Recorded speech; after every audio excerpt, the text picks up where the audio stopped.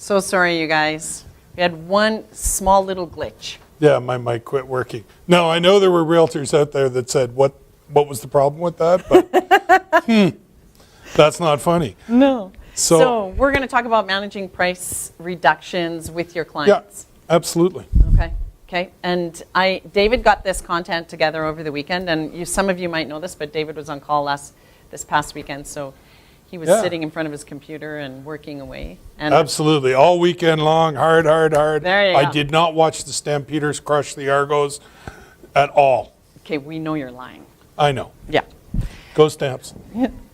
So I'm going to just sort of start the conversation, I guess, and let you let you shine in all of the information. In all my glorious in expertise. All your glory, yeah. Let's say I'm a realtor and I've had my seller's property listed for, let's say, 45 days, and we haven't seen a lot of action, which obviously says to me as the realtor, we need to discuss a price drop, but I know that my client is not going to be happy when I initiate this conversation. What do you recommend?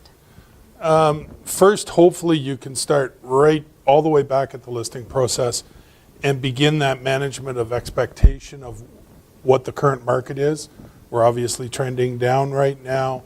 So making sure, one, that you list it correctly, so at or below, and in this market you should be a minimum of 2% below fair market value.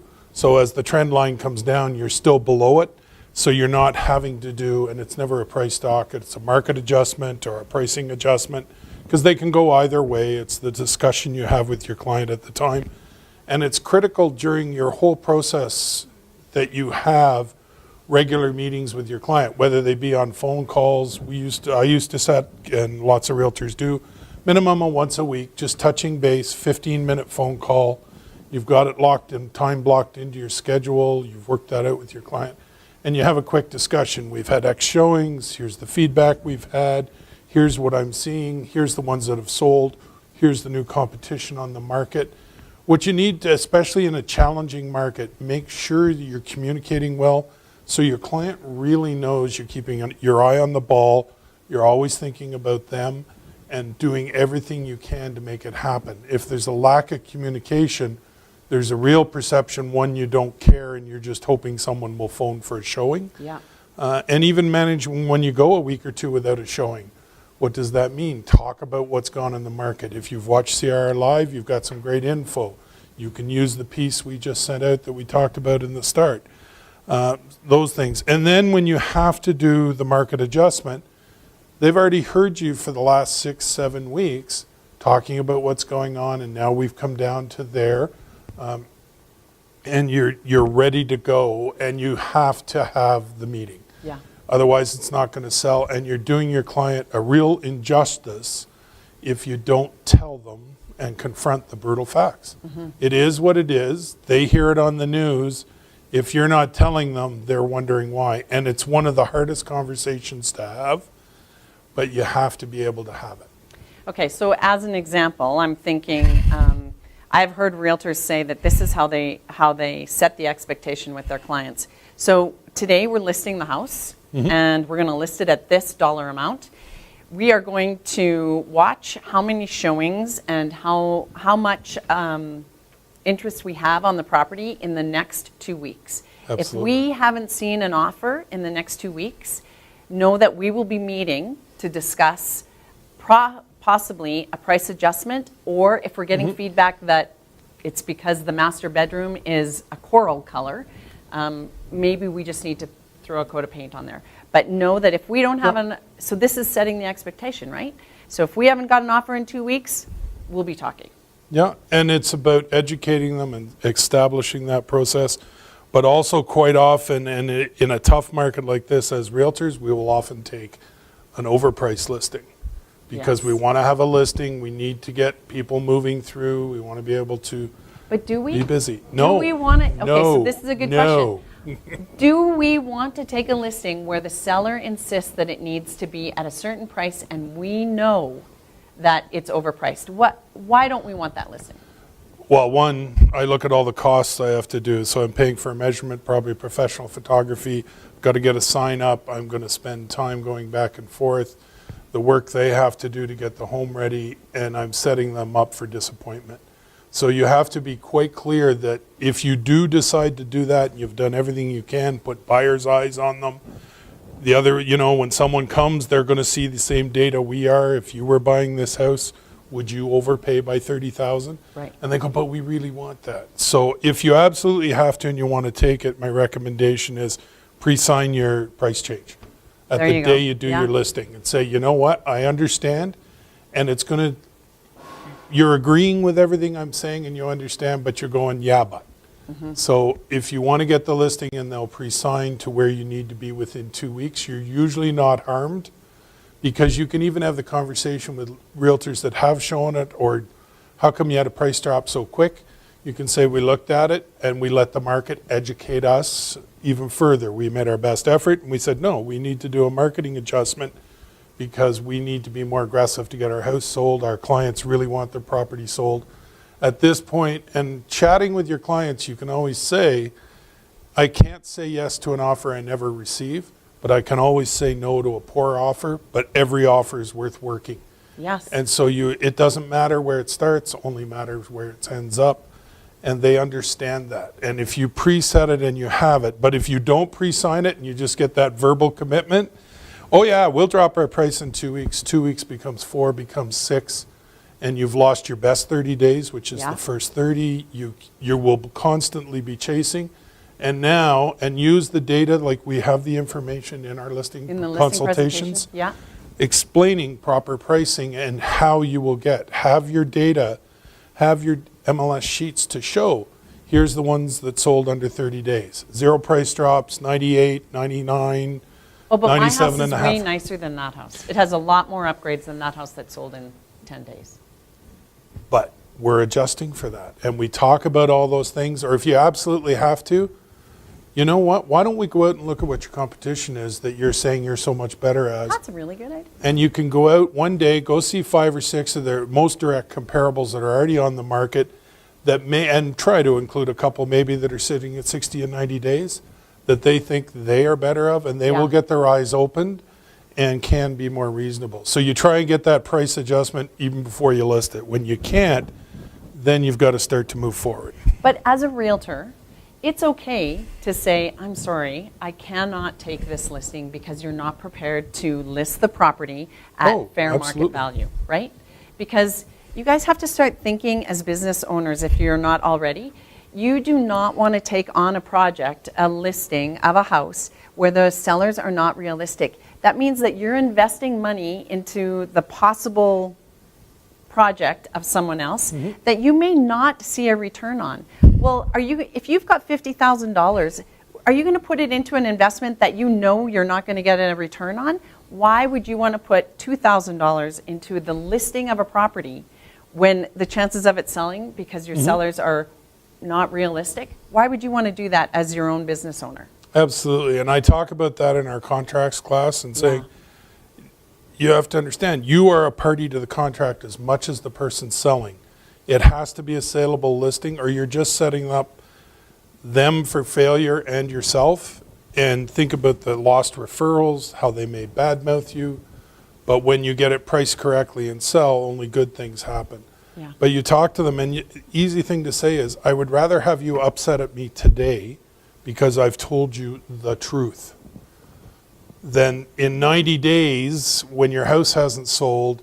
And the listing expires and you go Yeah. to the other realtor and then you list it at $30,000 less than, which is where I wanted it to Because be listed. you taught them the lesson, someone else reaps the benefit. Yes. Teach them the lesson up front. And it bites Yeah. as the first realtor. It really, And we've seen it in Calgary where we think we're in a great market and all of a sudden it changes, because we do change on a dime sometimes. yeah. So you got to be able to go in there, and it is so critical when you're having your marketing meeting at 30 days or your first 2 weeks or at every month minimum, sit face to face and go through everything. If it hasn't sold in 30 days, you should absolutely be doing it in a face to face. Update your CMA, go through everything again, re-educate your client, and then it's as simple as saying, what do you want to do? They already understand. They know. You've just showed them the data. Yeah. They know, and you will get the yeah buts and everything else. and you can talk about their motivation of sale and where they want to go, and you can transfer losses to the next pricing Yeah. on the next property. If they're looking to upgrade and they thought, well, we were hoping to have $200,000 in equity to move forward, and now we'll only get $175,000. Yes, but I'm going to transfer it to a $600,000 home that, as the market turns, and we show something even as simple as the HPI, Yeah. where the growth over the last 10, since 2005 when it was used, the growth in this community you're going to move in averages this. You can make them understand, and you can try to make them feel better. At the end of the day, they know feel like they're losing money. Yeah. Do all your paperwork ahead of time. Yeah, that's a really great idea. I've never done that, but that is a really great idea. I used to have everything filled out, ready to go, except the new price. Because I always said my job is to educate you, and you make the decision. So here's my recommendation. What do you want to do? Yeah. And they feel empowered, and they're now part of the process and buying in. And when you write the new number in, you get the signatures, you thank them, you talk about what you're going to do with that. So it's great. Yeah, I need a price drop. I can't sell this dog. Maybe not the best approach. Right. Right. But talking about it, saying this is going to give me an opportunity to talk to the 14 realtors who have shown it. Yeah. And I know they're still out there because I've been watching the market, and I know where their clients were looking, and I haven't seen that realtor pop up with a sale. So it's about knowledge of the market. And lets me reach back out. I'll get an open house right away the first weekend. I'll look at doing After the price reduction. Yeah, Yeah. getting it marketed out there and pushing it hard. If we've been on 45 or 60 days, do we combine the price drop with a terminate and relist at the exact same time? We know that CDOM, cumulative days on market, won't change, but everything does get resent out. It looks fresh. We update your photos. The number of times somebody's saying, I got to terminate it, and I go into terminate, and I always look at the photos, and it's June, people. If there's snow on the ground, there's a problem. Yes. Oh, I saw that this We weekend. do not live at the Arctic Circle. Kills Come me. on, people. Do your job. And even if you redid them at the end of April when the snow was finally gone, the grass is still dead, the birdies aren't buzzing, Yeah. there's no flowers. Or just use a different photo. Use a photo of a fantastic shot of the inside of the house, the kitchen, or Yeah. whatever. Update for the market. Yeah. You're also at the same time demonstrating to your client the level you will go to continue to market and try and sell their home. And we do try to soften the blow. So you can talk about what we talked, updated new pricing, we can do all those things I just mentioned, but also talking about transferring that possible loss, the perception of Yeah. loss, but also talking if somebody goes, but I paid $400,000, I had 200 grand down, and I've got lots of equity, but I'm going to lose $20,000 because I'm selling it for 380. Even a simple conversation of you've lived here for 4 years, and you've paid your mortgage down, and you've got some equity, and you say you're losing 20, but if we took 20 and divided that by, so it's 5,000 a year by 12 months, it's actually cost you this much per month to live in your house, which is a lot less than if you'd have been renting. Yeah. It softens the blow. It gives them an opportunity to do what every human loves, which is rationalize their decision. Mm-hmm. So you're giving them permission, in a way, for them to do what they need to do. Yeah. And sometimes you can't. And sometimes is the decision the right one do we stay in the home and we take it off the market? And if that's the best decision for your client, you got to talk to them about it. Yeah, because that's an option, really. When you're having Always. your initial listing appointment, if they absolutely are firm on that they need to walk out of this property with this amount of money in their jeans, this may not be the best time to list. And having that conversation with your client, if you're honest with them, I know I've heard this. If you're honest with them, they appreciate it. They've called you for your expertise and you've shared it with them, then the decision in the end is theirs. But as well, you need to take control. If you don't think you can sell that home at that price, you need to say, sorry, this is my business as well. This would be like me taking on an opportunity to lose some money. And I'm a business owner. I need to do what's right for my business. Well, and you're not doing them any favors by promising them something you can't do. Yeah. You only harm both of you. Yeah. And the number of times when we've seen markets, I've signed listings sometimes that the market was stable, flat, and then something happened. When we looked at after the market turned in '08, you looked at '09 and '10 with falling markets, and you had to have that discussion. The number of times we ended up having to terminate or let it expire, and then, but if you do it properly through that whole process, you still have a great relationship with your client. They appreciated all the hard work. They really appreciated your honesty. You kept them informed. You made a mutual decision with them that it's time to let it go, and we'll resurrect it. But then you lay the groundwork. I'm going to keep an eye on the market. I'll be in touch at least every 90 days, letting you know what happens. Yeah. You've got the time to wait. As soon as we see that turn and we know we can achieve your goals, then we're going to have another meeting and decide, is this the right time to relist, get your property moved, and get to your goal. And if it's 6 months from now or 12 months from now, that's still okay. Life doesn't end because we have to stay in a house for 12 months. Right. But if we can achieve our goals and be better financially responsible for the seller, you just cement your relationship. The number of times, I had several times, it died, you done, but they ended up referring me like 2 or 3 times during the next year because of that. So I still did transactions, and then later on, they come back. Yeah. You stay in touch and you follow all the other things. You don't lose your client. You're doing and acting what's our greatest fiduciary duty is, to me, always acting in our client's best interest. Right. And sometimes the best interest is it's time to let it go and put it on hold, or you gotta tell them the brutal facts. But do it with some style. Right. So here's a question. As a realtor, normally we're teaching our realtors to become a listing realtor. Yes. But right now, there are a lot of listings. So would you say to your realtors right now, if you have a resource to find buyers, that is the way to make money right now in this market?